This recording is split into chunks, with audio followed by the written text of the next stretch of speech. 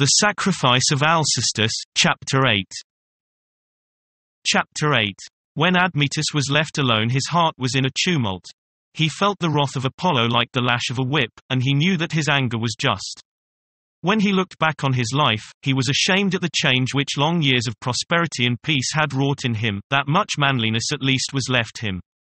When he thought of the great deeds he had done in his youth, and how, when he had but sipped of its joys, he had been ready 100 times to cast life lightly aside, he felt like a thief slinking guiltily home by night, laden with the spoils that will make himself rich and leave his friend poor and starving.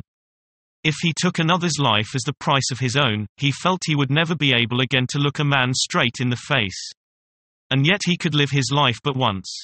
And life, with prosperity and ease, sunshine and riches, had become more dear to him than honor, more dear than the love and esteem of his fellow men.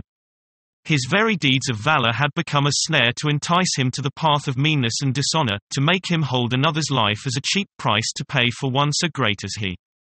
So he quenched the last spark of manliness that still struggled for life in his heart, and sent a proclamation through the land, bidding all those who would die that their king might live, to come and stand before him in the palace, that he might choose between them. For he thought that many would be glad to die for him. For many a long day he waited, and no man came. Then he sent forth trusty messengers to stir the people's hearts. But they returned with words instead of men. We will ride in the chase, we will sail the stormy seas, we will fight against our country's foes, and in all these things will we risk our lives to save the king. But we will not leave our wives and little ones and the pleasant life on earth, for no cause save that another may live beyond his fated time.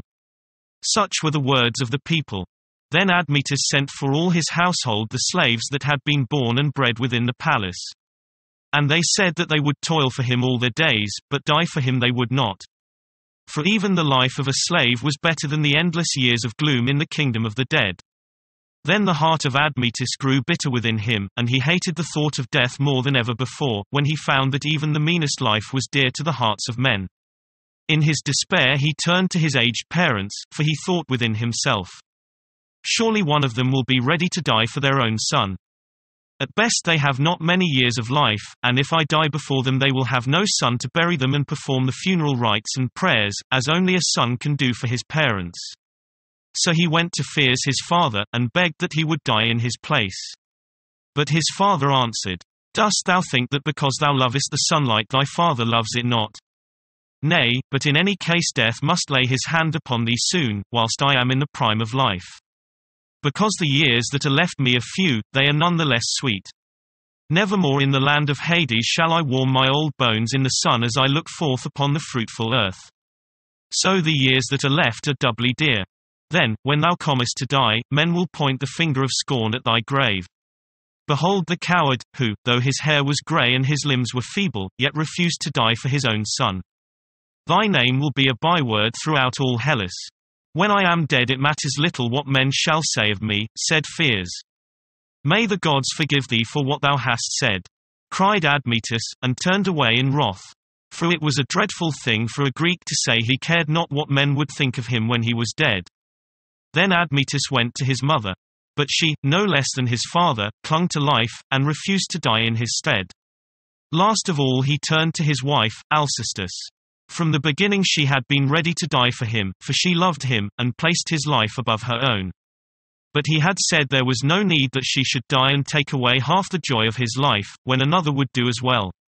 It needs a great love to sacrifice life for the sake of another, she had answered, and there is no one in all the world who loves thee as I do. Now he found that her words were true, and that he must either die himself or take her life as the price of his own. And his self-love had the mastery, though he tried to persuade his heart that he was living beyond his appointed time for his country's sake and his people's good. Yet at bottom he was not satisfied, and his heart grew bitter against all those who had refused to die for him, and he accused them of being the murderers of his wife. But he knew full well that it was his own hand that was sending her to the grave in the flower of her life. At last the day of doom arrived on which Alcestis was to die. Till then she had put aside all thought of death, and had lived her life as though no shadow hung over her. For she thought within herself, At least I will be happy my last days on earth. I shall have long enough to mourn for my life in the kingdom of the dead. But now the last day had come, she could put away the thought of death no longer. Before a gleam of light shone forth on the far horizon, she was up to greet the first rays of the sun, for she was a true daughter of Hellas, and she loved the glad sunshine and all that was bright and fair, while death and darkness and the gloom of the sad underworld filled her soul with horror. For the last time she looked upon the faint gleam in the east and watched it spread over the sky, and saw the red disk of the sun as he rose from the way of the sea and made the pale dawn blush. The clouds were tinged with glory, and the heavens were filled with light, and the earth awoke with a smile of flowers dancing in the glad morning breeze.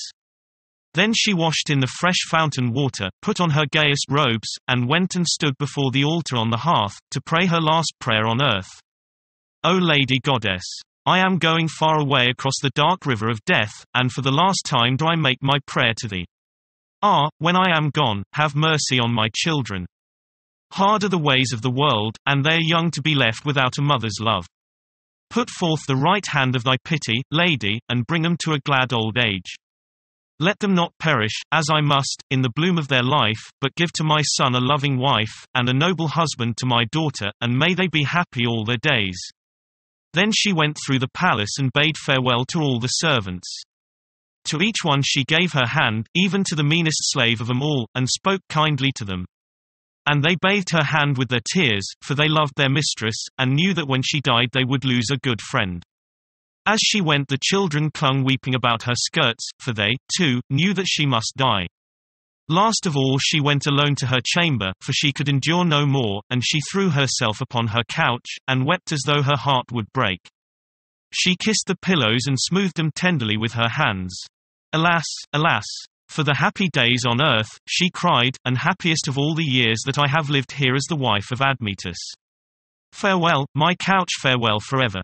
She tried to tear herself away, but again and again when she had reached the door she turned back and fell once more weeping upon her couch.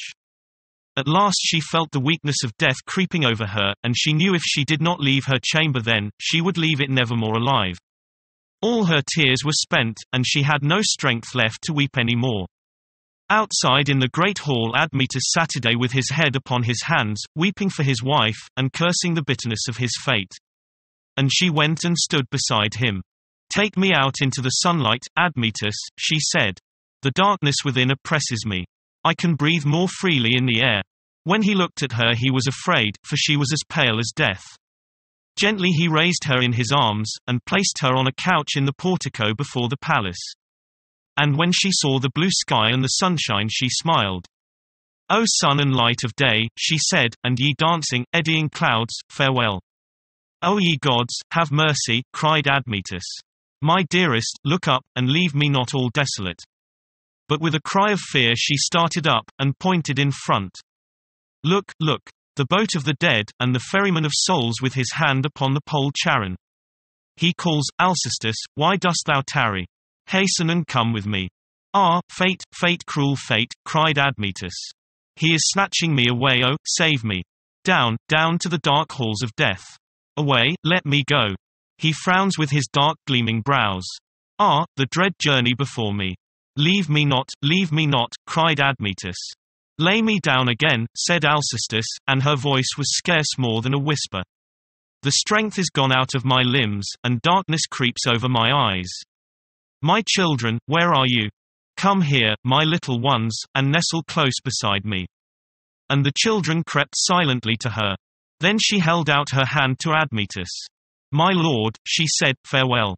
Already my feet are planted in the paths of death, and thou canst not hold me back. I have been a loving wife to thee, Admetus.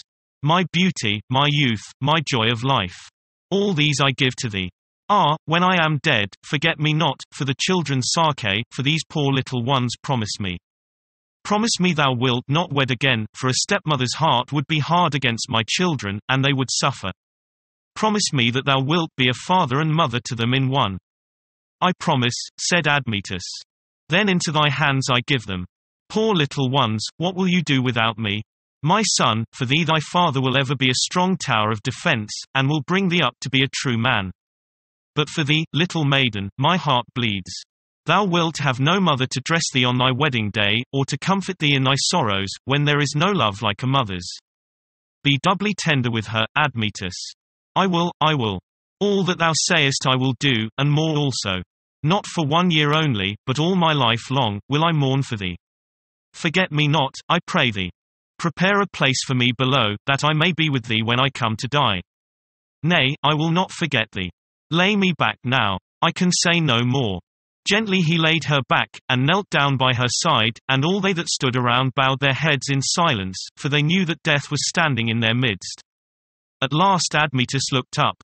My friends, he said, she is gone. Help me now to carry her in, that the maidens may clothe her in the robes of death. Gently and reverently, with heads bowed in grief, they carried her in. The maidens clad her in long white robes, and laid her on the bier, and the mourners stood round and sang a dirge for the dead. On the threshold before the palace Admetus placed the locks he had shorn from his head in token that within one lay dead, and he put on long black robes of mourning, and took off the golden circlet from his brow. Throughout the city he sent a proclamation to say the queen was dead. Men of Thessaly, it said, all ye who own my sway, come, share with me in sorrow for my wife who is dead. Shave the bright locks from your heads, and don your sable robes. Harness your 4-horse chariots. Put the bit in the mouths of your steeds. Cut off the long manes from their necks, and follow with me to her grave. Let not the voice of the flute be heard in your streets, nor the sound of the lyre, till full 12 moons have waxed and waned, for she was the noblest of women, and dearest of all on earth to me. Her life she sacrificed for mine. Pay her high honors, then, for she is most worthy.